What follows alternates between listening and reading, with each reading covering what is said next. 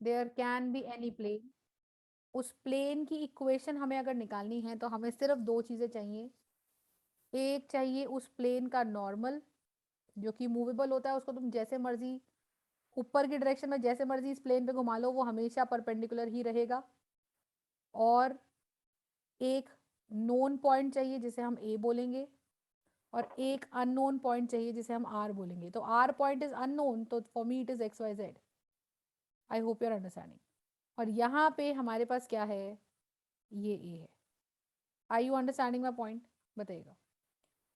तो are vector और ये ए वेक्टर है, ठीक है। आर वेक्टर और ये ए वेक्टर है, समझ पा रहे हो मेरी बात। तो ये एन वेक्टर है, मुझे पता क्या है, एन वेक्टर और ए वेक्टर मुझे पता है।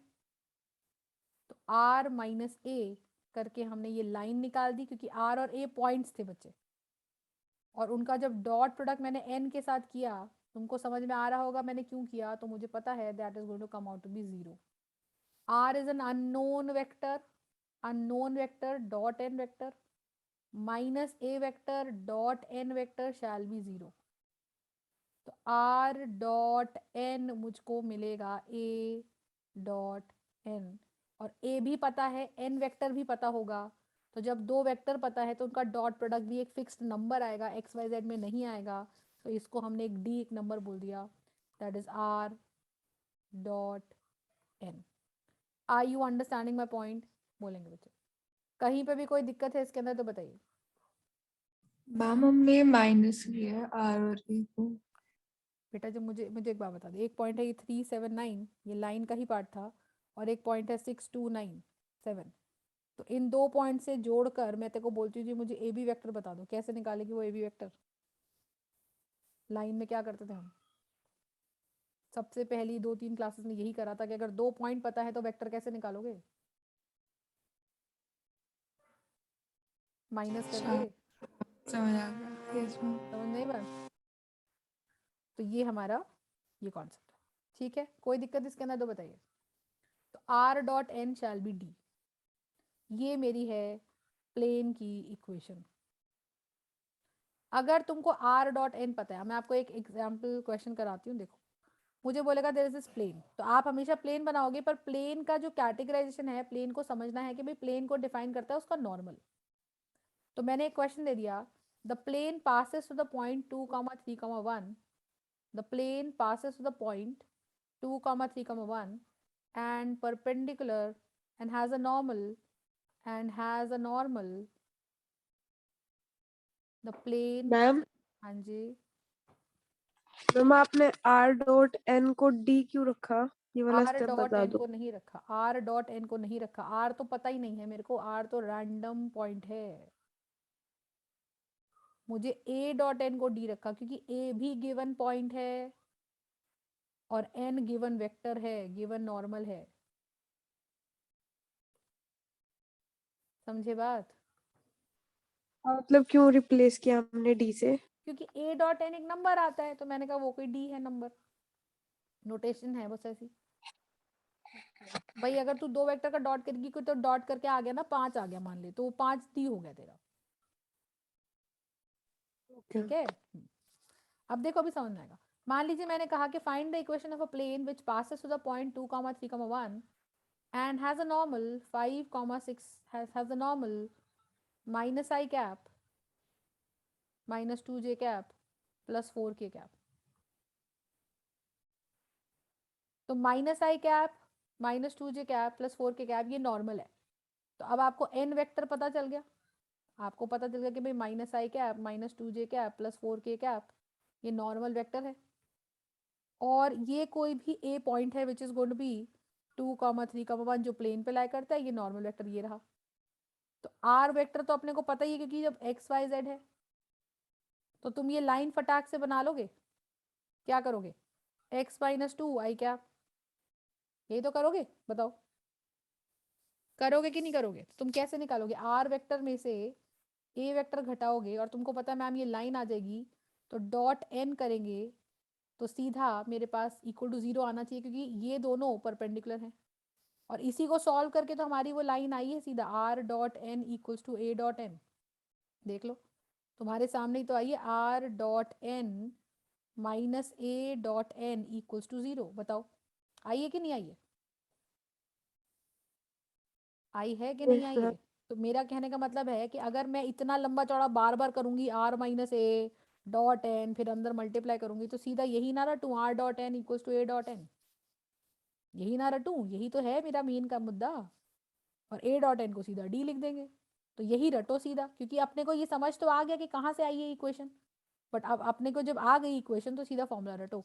तो are dot N, N vector क्या है ये देखा, minus I cap minus 2j cap plus 4k cap equals to A, ये रहा ए पॉइंट जिसको तुम अपने आप वेक्टर बना सकते हो, 2i cap plus 3j cap plus 1k cap A dot N, N क्या है minus I cap minus 2j cap plus 4k cap. मेरी बात समझ में आ रही है सबको? तो बोलो, आप तो डॉट तो कर ही सकते हो, तो डॉट कर लीजिए। क्या करेंगे, are dot N minus I minus 2j plus 4k तो ऐसे ही रहेगा, और इधर आ जाएगा 2 into minus one minus two, 3 into minus two minus six, 1 into 4 plus 4। तो ये मेरे पास आ गया minus two minus 4 shall be R dot minus I cap minus 2j cap plus 4k cap. Are you understanding my point? तो बोले ठीक है बच्चे, बताइएगा। तो ये मेरी वेक्टर फॉर्म है प्लेन की। इतनी बात समझ में आ गई? तो बोलो ठीक है। देखो एक एक कॉन्सेप्ट अगर दिमाग में बैठेगा तो चैप्टर क्लियर होगा। अगर तुमने अभी अननेसेसरी हाँ बोल दिया, समझ में तुमको आया नहीं, मेरा लॉस नहीं है।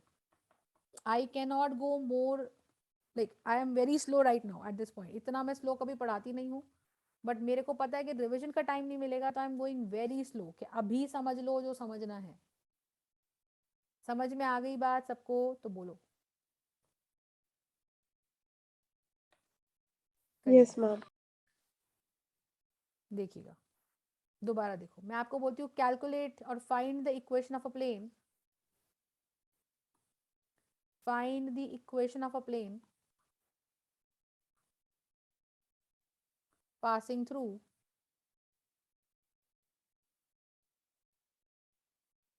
7 comma minus 9 comma 2 and has a normal 2i cap plus 6j cap minus 7k cap। तो फिगर बनाइएगा and tell me what all do you need to make the equation of the plane. अब मुझे पूरा वो method करने की जरूरत नहीं है, मैं सीधा याद रखूंगी R dot N equals to A dot N. बस डायग्राम जरूर बनाएंगे कि भाई ये मेरा प्लेन है कोई, और आर अपने को पता है कोई रैंडम पॉइंट आर है, ये ए कोई रैंडम पॉइंट है, इन दोनों से माइनस करके ये लाइन आई थी, और नॉर्मल वेक्टर अपने को एन वेक्टर दे रखा है। तो ये 90 होने के कारण ये इक्वेशन बनी थी। और अगर तब भी याद ना रहे तो भैया आपको मैंने मेथड बताया कि कैसे आया है ये। बट एक इक्वेशन तो अगर तुम याद कर लोगे तो ये आ गया। तो आर क्या है, आर डॉट एन वेक्टर दे रखा है 2i cap plus 6j cap minus 7k cap equals to A vector क्या है बच्चे, 7i cap minus 9j cap plus 2k cap. A vector को हम पॉइंट को तुरंत हम ए वेक्टर में कन्वर्ट कर सकते हैं, because A is going to be my given point dot N. N क्या है बच्चे, 2i cap plus 6j cap minus 7k cap. Right everybody? अब जिनको जो पता है उनके डॉट कर दीजिए। 7 2 ज़ा 14 माइनस 9 इंटू 6 माइनस 54, 2 7 ज़ा माइनस 14, 14 से 14 चला गया। मेरे इक्वेशन आ गई R dot 2i cap plus 6j cap minus 7k cap equals to minus 54। This is going to be the equation of the plane. Everybody I hope you are understanding guys, बताइएगा कोई भी yes ma'am. दिक्कत है इसके अंदर तो बोलेंगे। ठीक है चलूँ आगे। तो ये मेरे पास आ गई vector form of the plane, vector equation of the plane. अगर तुमको ये चीज समझ में आती है बेटा तो 14 में से I am telling you with this conceptual class, अगर तुमको पुराना लाइन का कॉन्सेप्ट समझ में आया है तो ये chapter I can do it in 3 days, लेकिन अगर तुमको वो लाइन का चैप्टर समझ में आया है तो कंसेप्चुअली समझिएगा। तो आपसे बोलता है calculate the equation of a plane passing through this and has, बस सवाल ये देखो, तुमको बस प्लेन समझना है, लाइन समझनी है कि परपेंडिकुलर क्या है, और बस डॉट और क्रॉस में दिमाग दौड़ाना है, दैट्स इट, कि कहाँ डॉट करेंगे और कहाँ क्रॉस करेंगे, that's all you need to understand. अब मैंने आपको बोल दिया कि भाई मैम मेरे पास ना आर डॉट पुराने वाले की क्या आई वेक्टर इक्वेशन, 2i 6j -7, ठीक है, तो ये आई 2i cap plus 6j cap -7k cap equals to -54। Mukul and Anugrah, बच्चे समझ पा रहे हो मैं क्या बोल रही हूँ, बताइएगा। यस तो ये आ मैम। गया। अब मैं कहती हूँ कि ये जो वेक्टर इक्वेशन ऑफ प्लेन है, ये जो वेक्टर इक्वेशन ऑफ प्लेन है, इसको कार्टेशियन में बदल दीजिए, जैसे लाइन को बदला था ऐसे इसको भी कार्टेशियन में बदल दीजिए। तो क्या किया था मुझे बताओ, वहां पे हमने कार्टेशियन में लाइन को जब लिखा था तो क्या करते थे, r equals to a plus lambda भी करते थे कि नहीं करते थे, बताइए। r equals to a plus lambda भी करते थे कि नहीं करते थे, बताइए। तो अगर r को हम, आपको याद हो तो x I cap plus Y J cap plus Z K cap डालते थे, याद है। a तो था ही, लैम्डा को अंदर मल्टीप्लाई कर देते थे और i वाले इकट्ठे करते थे, j वाले इकट्ठे करते थे और k वाले इकट्ठे करते थे, याद है कि नहीं याद है, बताइए। 2 ही दिन हुए चैप्टर करे हुए, याद है। मेरे पास अगर ये लाइन होती थी r equals to I cap plus 2j cap plus 7k cap plus lambda times minus I cap minus 2j cap minus 7k cap, तो how would you convert this to the Cartesian form बेटा। r को डालते थे X I cap plus Y J cap plus Z K cap, याद है, और i वाला I cap plus 2j cap plus 7k cap minus lambda I cap minus 2 lambda J cap minus 7 lambda के cap, याद है कुछ, फिर i वाले को i से इकट्ठे करते थे, यस मैम। आ गया याद। 2 माइनस 2 लैम्डा जे कैप प्लस 7 माइनस 7 लैम्डा के कैप, याद आया कि नहीं आया, बताइए।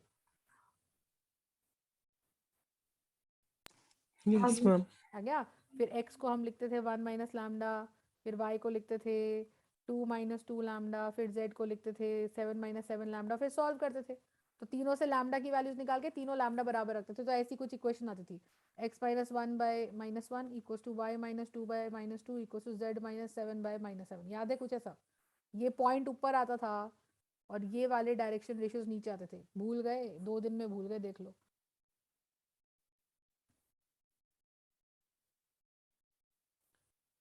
आई कुछ बात समझ में, याद है मैम। याद है, चलो अच्छी बात है, याद इसका है। एक डायरेक्ट मेथड भी होता है। हाँ याद है तो अच्छी बात है, दैट इज गुड। अब मैं कहती हूँ कि इसकी, ये प्लेन की इक्वेशन है, इसको भी आप कार्टेशियन में बदल दो। कार्टेशियन मतलब एक्स वाई जेड इंट्रोड्यूस करना। तो हमें पता है कि भाई आर क्या था, आर हमें तो पता था ना कि एक्स वाई जेड पॉइंट है, तो पॉइंट को कैसे लिखते हो वेक्टर फॉर्म में, x I cap plus Y J cap plus Z K cap, तो आर वेक्टर को आप यहाँ डाल दीजिए, x I cap plus Y J cap plus Z K cap dot 2i cap plus 6j cap minus 7k cap is -54। अब बस अब सीधा डॉट कर दो, आई वाले को आई से, देवांश आई यू अंडरस्टैंडिंग, जे वाले को जे से और के वाले को के से। Devansh I you hope you are understanding बेटा। तो ये देगा 2x plus 6y minus 7z is going to be -54। मेरी बात समझ में आ रही है सबको, तो बोलेंगे ठीक है जी। एवरीबडी आर यू अंडरस्टैंडिंग, बोलो बच्चे, yes ma'am. Got it. Yes ma'am. तो ये मेरी जो कार्टेशियन फॉर्म आ गई। अब मैं आपको बताती हूँ, यहाँ से थोड़ा सा रिवर्सेबल करेंगे। अगर मुझे कार्टेशियन फॉर्म पता है तो मैं वेक्टर में तुरंत जाना आना चाहिए, और मुझे वेक्टर पता है तो कार्टेशियन में आना चाहिए। अब बहुत ही सिंपल है, देख लो। अगर जो ये है ना इक्वेशन, इसको तुरंत क्या करो, एक्स वाई जेड मेरे लिए मतलब नहीं है, एक्स क्या बन गया आई कैप, वाई बन गया जे कैप, जेड बन गया के कैप। तो मान लो अगर मैंने तुमको तुरंत दी इक्वेशन, मैंने कहा भाई 7x plus 12y minus 15z is equal to 10 है, मैंने कहा बेटा इसकी कार्टेशियन फॉर्म से वेक्टर फॉर्म लिख दो, तो तुम सोचोगे मैम ये कैसे आया होगा, आप बताओ, खुद बताओ, देखो ये ऐसा नहीं लग रहा तुमको कि मैम ये कभी ऐसे हुआ होगा x I cap plus Y J cap plus Z K cap, और ये रहा होगा 7i cap plus 12j cap minus 15k cap. तभी तो ऐसा हुआ कि भाई मैम 7 के साथ x आ गया और 12 के साथ y आ गया और 15 के साथ z आ गया। यहाँ 10 बनता रहे। ये तो a डॉट एन है ही। अब देखो, is it not looking like r dot N equals to a dot n? बोलो भाई, आप खुद यस मैम। सोचो, ये जो चीज आई है ये कैसे आई है? इसको मैं तोड़ दूं, अगर एक्स वाई जेड से एक वेक्टर अलग बना लूं और 7 12 माइनस 15 से एक वेक्टर अलग बना लूं, तो r डॉट एन से ये 10 बन जाएगा कि नहीं बन जाएगा?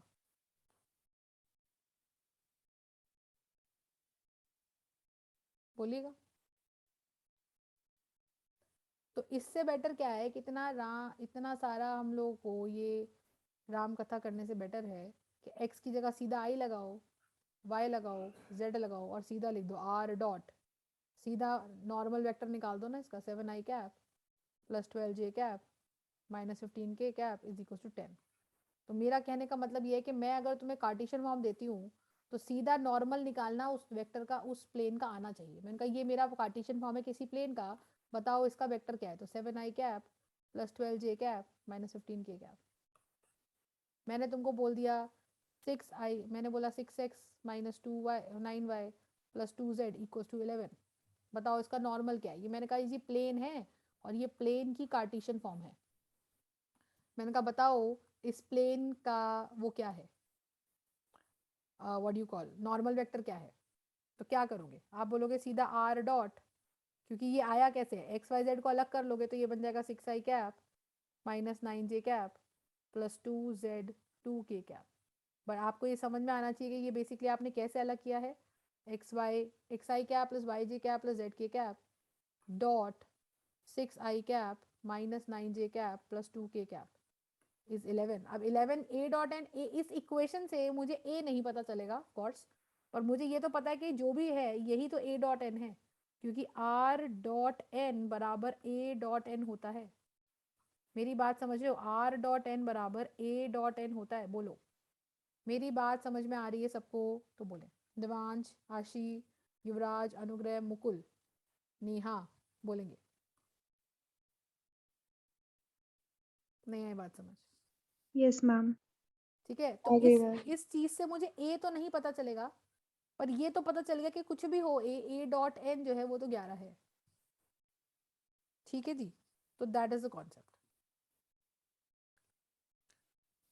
ठीक है बच्चे, I hope you are understanding the logic. तो अब मेरे लिए आप देखो, अगर मैंने Yes, सीधा ma'am. कोई वेक्टर लिखा, मैंने कहा r vector dot i cap plus j cap plus 2k cap equals to 15, can you quickly convert this to Cartesian form? Hardly anything you need to do. 1x plus 1y plus 2z is 15, क्योंकि r मेरे दिमाग में fix है x I cap plus Y J cap plus Z की cap. तो मतलब आई वाले के साथ सीधा x लगेगा, जे वाले के साथ k लगेगा, जे वाले के साथ y लगेगा और k वाले के साथ z लगेगा। सही बात है? तो बताइए, बोलो। ठीक है बच्चे, बोलेंगे yes. Okay. So this is the concept. अगर इतना क्लियर है, ठीक है, तो मैं आगे बढ़ सकती हूँ। अगर तुमको लॉजिक क्लियर है, एक क्वेश्चन मुझे करके बताओ, फिर मैं आगे बढ़ती हूँ। मैंने आपको बोला है Anugrah, I hope you are understanding बेटा। अनुग्रह है? अनुग्रह यहाँ पे?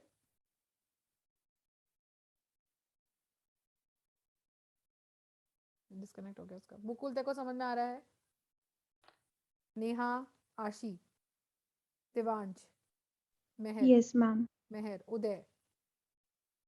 Yes ma'am. चलिए अब लिखो, calculate calculate the equation of the plane. लिखो calculate the equation of a plane passing through the point passing through the point I cap plus 2j cap minus 3k cap and having the normal vector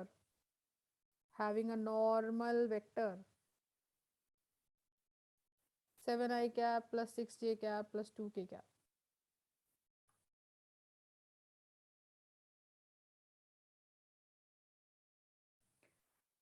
बताइए, how would you find the equation of the plane everybody? सीधा, हमको अब derive कुछ नहीं करना, सिर्फ direction, ये diagram बनाना है और सीधा इक्वेशन बताओ क्या होती है। डायग्राम में सब मार्क कर दो, ये क्या है, ये क्या है, ये क्या है, और इक्वेशन लिखो और वैल्यूज डालो। तुम्हें पता होना चाहिए कौन सी नोटेशन किसकी है। ये बताओ, ये नोटेशन वाइज इसको क्या बोलोगे? ये बताएं, नोटेशन वाइज से क्या बोलेंगे?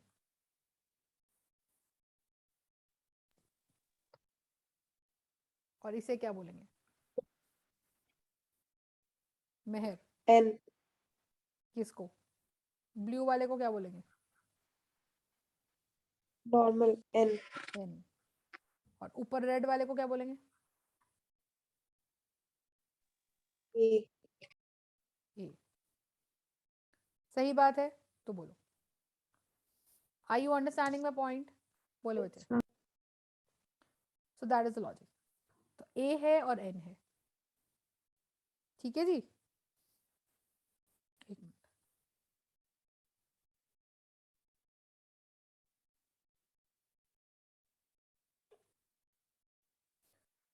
चलो आगे लिखते हैं। तो इक्वेशन क्या बनेगी? R dot N equals to A dot N.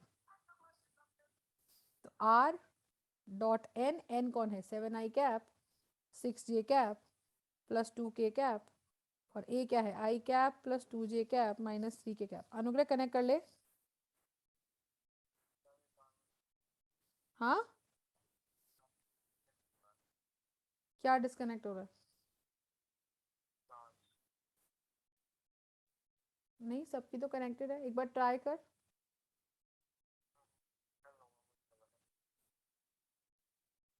हाँ मुकुल, वेरी गुड।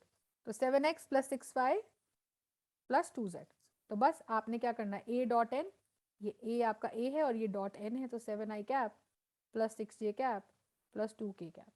तो आप कर लीजिए r dot 7i cap plus 6j cap plus 2k cap. ये आ जाएगा 1 7 7, 2 6 12, 3 2 -6। तो ये आपका कितना आ जाएगा? ये 6 बज गया, 7 प्लस 6 13।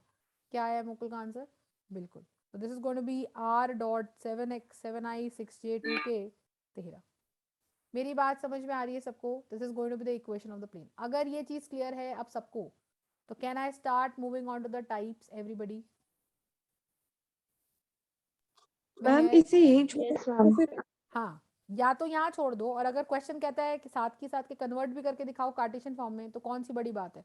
इसको डाल दो xi cap plus yj cap plus zk cap dot 7i cap plus 6j cap plus 2k cap इस 13, और डॉट करेंगे तो क्या बनेगा? 7x plus 6y plus 2z इस 13। ये कार्टेशियन फॉर्म आ गई।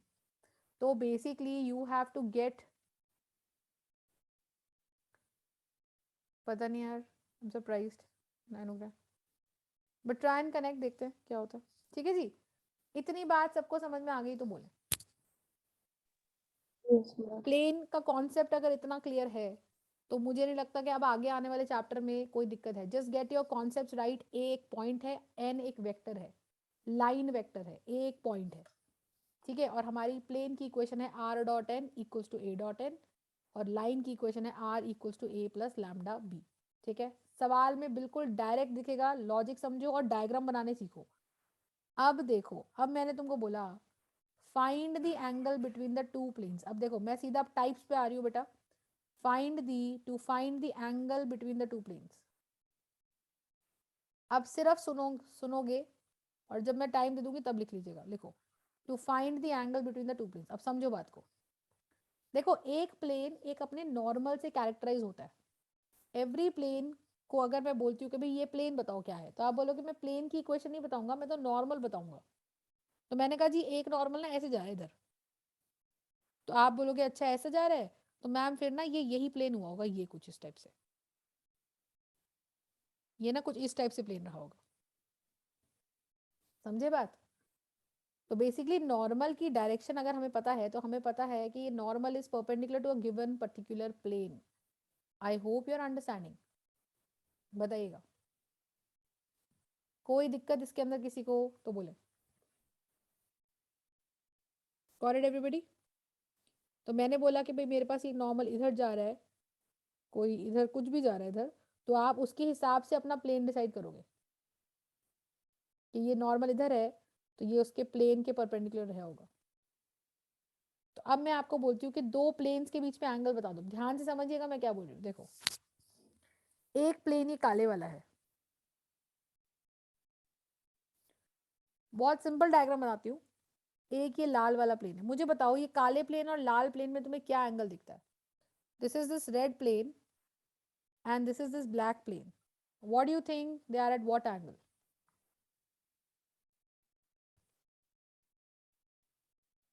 90 डिग्री। 90 डिग्री। अब मैंने कहा काले वाले का नॉर्मल है ये, सॉरी लाल वाले का नॉर्मल है ये, और काले वाले का नॉर्मल है ये। अब बताना जरा इनके नॉर्मल्स के बीच में क्या एंगल है?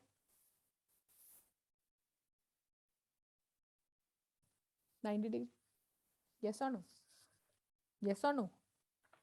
तो जैसे मैं लाइन के लिए बोलती थी कि जो काम मैं बोलती हूँ कि आर अगर लाइन है, R1 लाइन है और वो a प्लस लैम्डा B1 है, और R2 अगर लाइन है तो वो A2 प्लस लैम्डा B2 है, तो अगर R1 परपेंडिकुलर है R2 के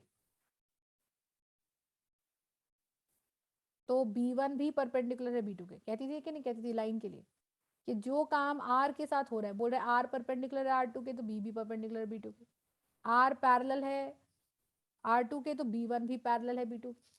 R1 और R2 में एंगल 60 डिग्री है तो B1 और B2 में भी एंगल 60 डिग्री है।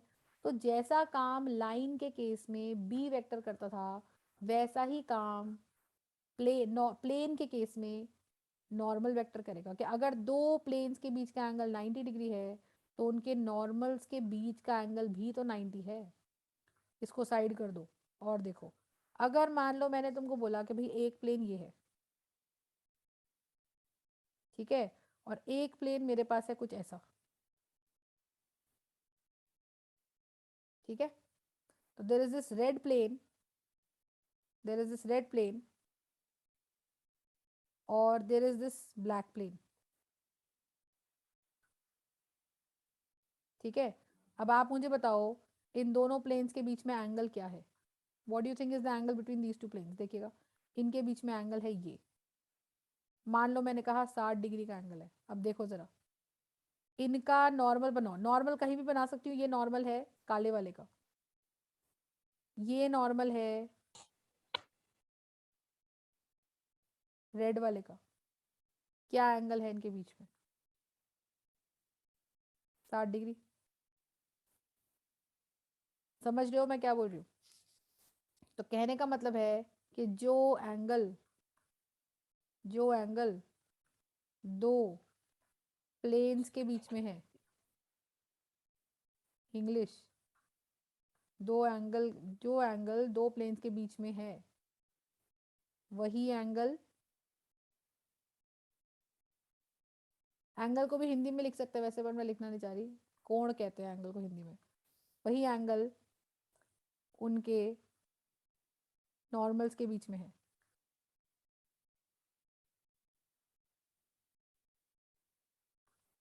लग रहा है आप अनकंफर्टेबल तो फील नहीं कर रहे ना?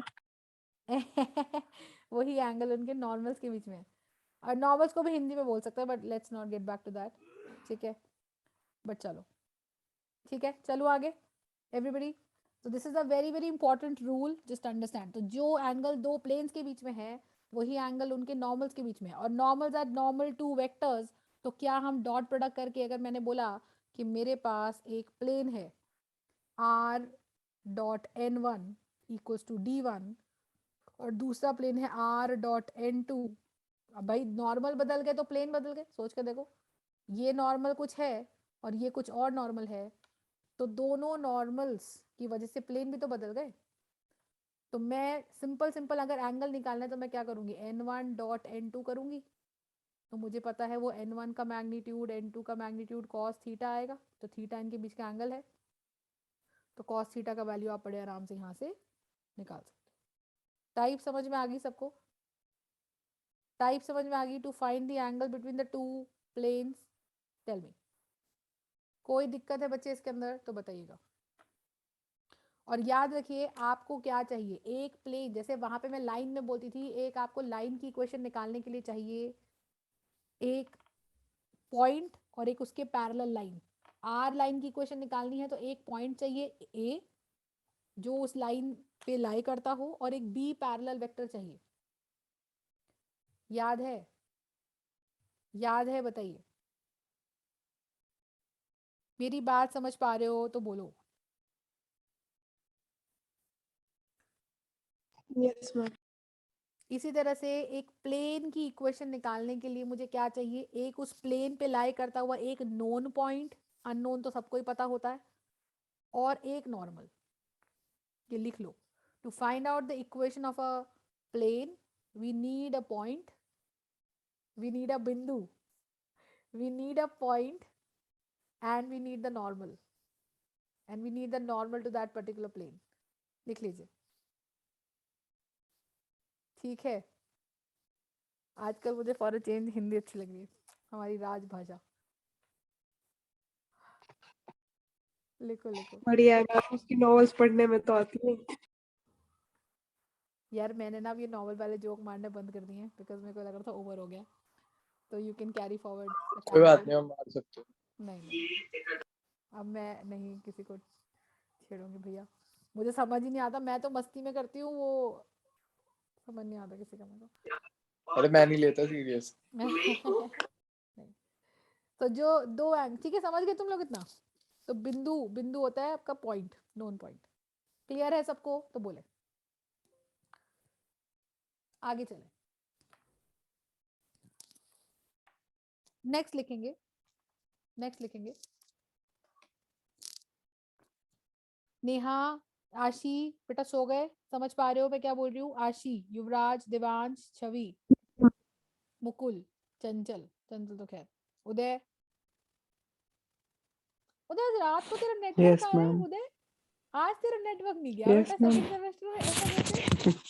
ऐसा कैसे? फर्स्ट पता नहीं सेमेस्टर में मैम। नेटवर्क आता ही नहीं था रात को भाई। चलेगा। Next question. मेहर है क्या? मेहर भी चलेगी? अच्छा मेहर है।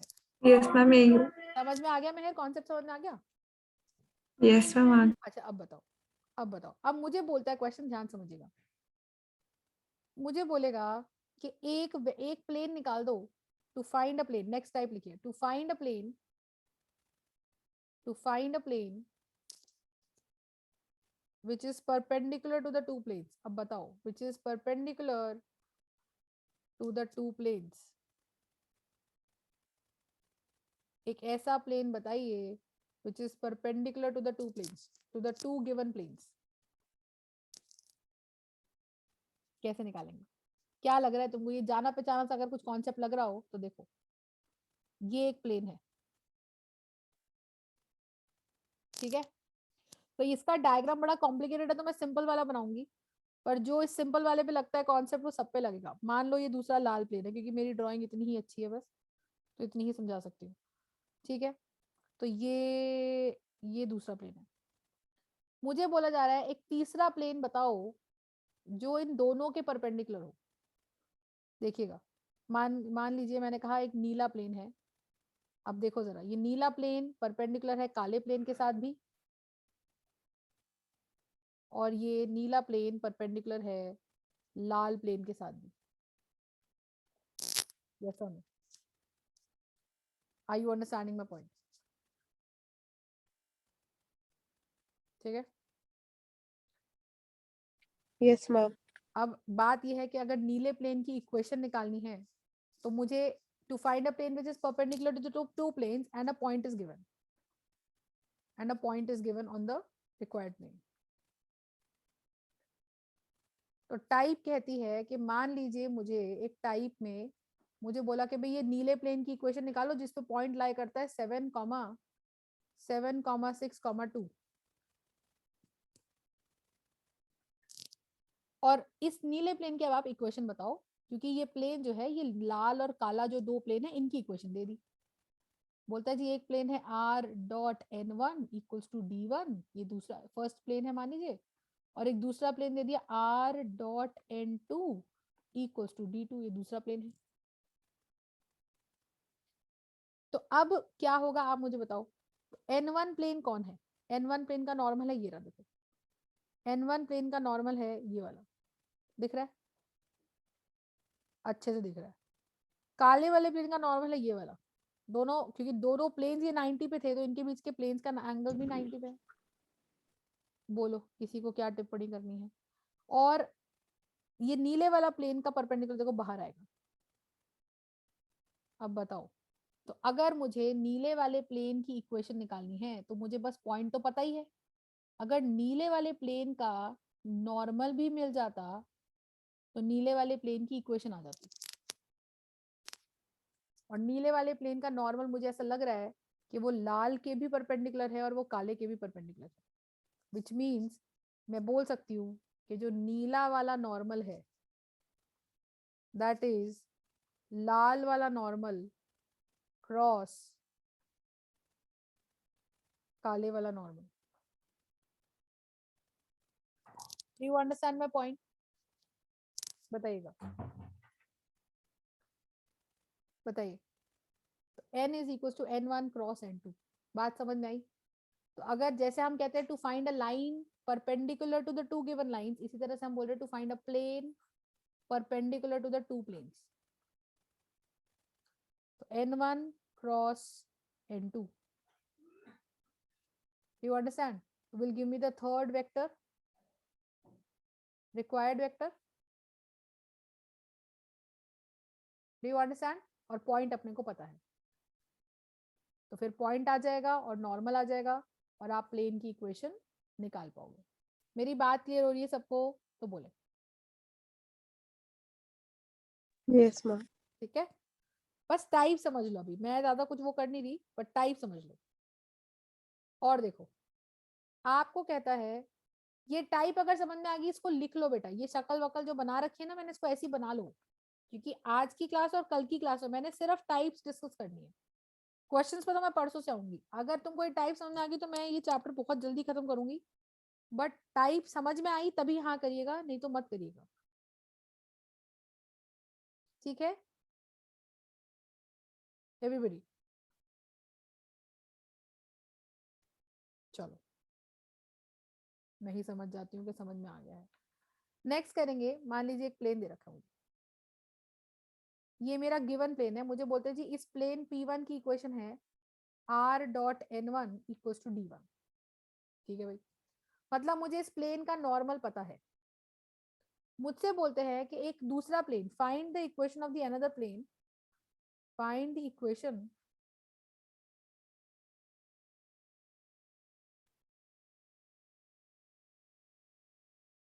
ऑफ अनदर प्लेन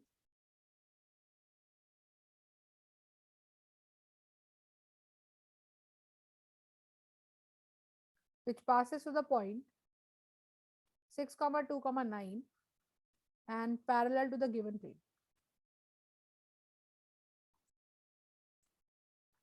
अब बताइएगा, तो मुझे एक दूसरे प्लेन की इक्वेशन निकालनी है जो इसी प्लेन के पैरेलल है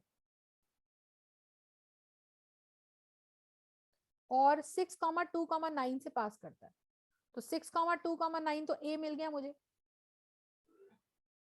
और मुझे ऊपर वाला प्लेन का इक्वेशन दे रखा है, और इक्वल ऊपर वाले प्लेन की इक्वेशन से मुझे n1 पता है, मुझे n1 पता है। पर मुझे बताओ क्या ये जो n1 है क्या वो लाल वाले प्लेन के परपेंडिकुलर नहीं है? बताओ, बोलो। जो ये n1 है क्या यही n1 लाल वाले प्लेन के परपेंडिकुलर का काम नहीं कर रहा है? बताइए।